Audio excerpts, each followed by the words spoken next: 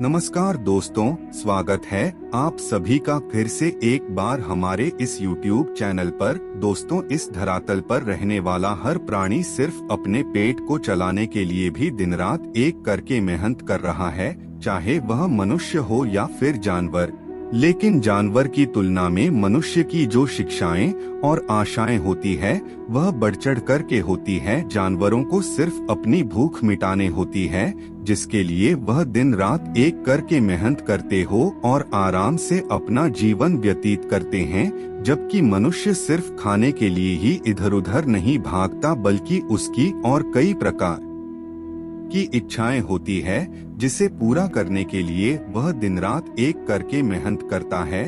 लेकिन फिर भी मनुष्य की इच्छाएं मरते दम तक पूरी नहीं होती है। वह इच्छा को अपने मन में दबाए हुए ही इस धरातल को छोड़ करके चला जाता है। दोस्तों, पैसा ही सब कुछ नहीं होता, लेकिन इस धरातल पर अपने आप को एक बेहतरीन जीवन प्रदान करने के लिए पैसा सबसे बड़ी चीज मानी जाती है, क्योंकि पैसे के माध्यम से ही आपको भौतिक सुखों की प्राप्ति होगी।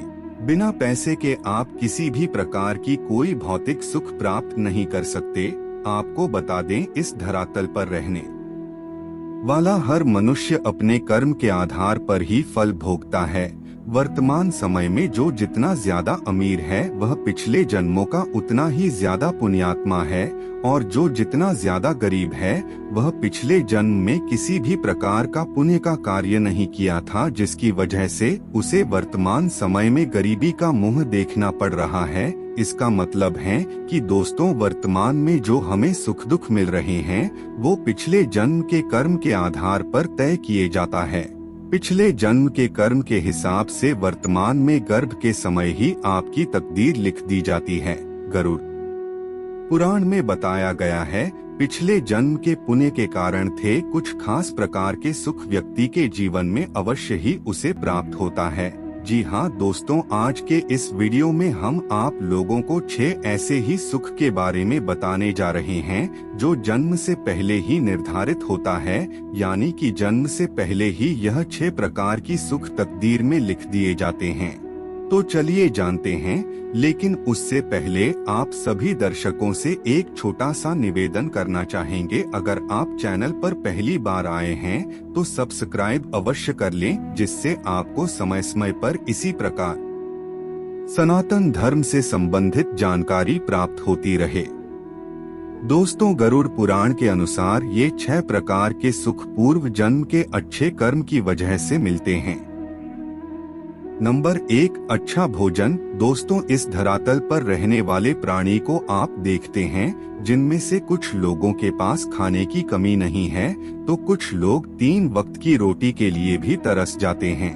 आपको बता दें, शास्त्रों में बताया गया है कि अच्छा खाना मिलना बेहतर जिंदगी की सबसे बड़ी निशानी होती है।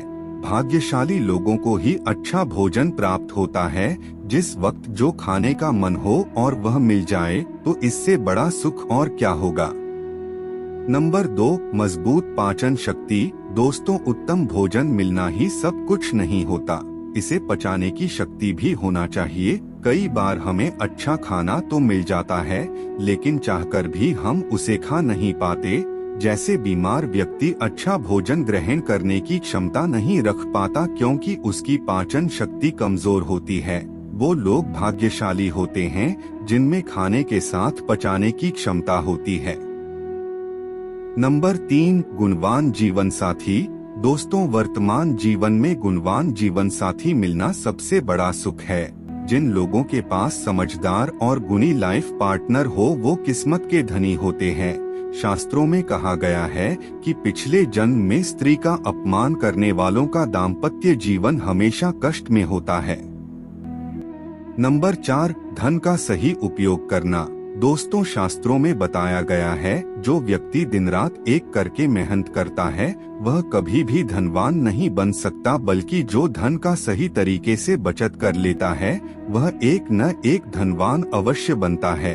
अगर आप धन का सही इस्तेमाल करना जानते हैं तो आप अमीर बनने से कोई नहीं रोक सकता। ये गुण उन्हीं लोगों को मिलता है जिसने पूर्वजन्म में पुण्य किए हों। नंबर 5, काम की शक्ति। दोस्तों, सुखी वैवाहिक जीवन के लिए अच्छी काम शक्ति का होना जरूरी है। शास्त्रों में बताया गया है, किस्मत वालों को ही काम की शक्ति प्राप्त होती है, लेकिन व्यक्ति को खुद पर इसे हावी नहीं होने देना चाहिए। शास्त्र में बताया गया है कि काम के वश में रहने वाला व्यक्ति जल्दी बर्बाद हो जाता है।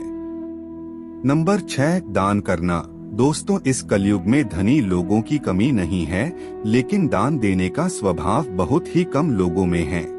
दान करने से कभी भी धन की कमी नहीं होती। जो जितना ज्यादा दान करता है, उसका धन उतना ही ज्यादा बढ़ता है, ऐसा हमारे शास्त्रों में बताया गया है। लेकिन दान वही लोग कर पाते हैं जिन्होंने अपने पूर्वजन्म में पुण्य का कार्य किया हो, जिनके हृदय में स्वार्थ की भावना नहीं होती है। वही व्यक्ति खुलकर के दान कर सकता है, दिखावा का दान बिल्कुल भी नहीं करता। तो दोस्तों, आज के लिए बस इतना ही।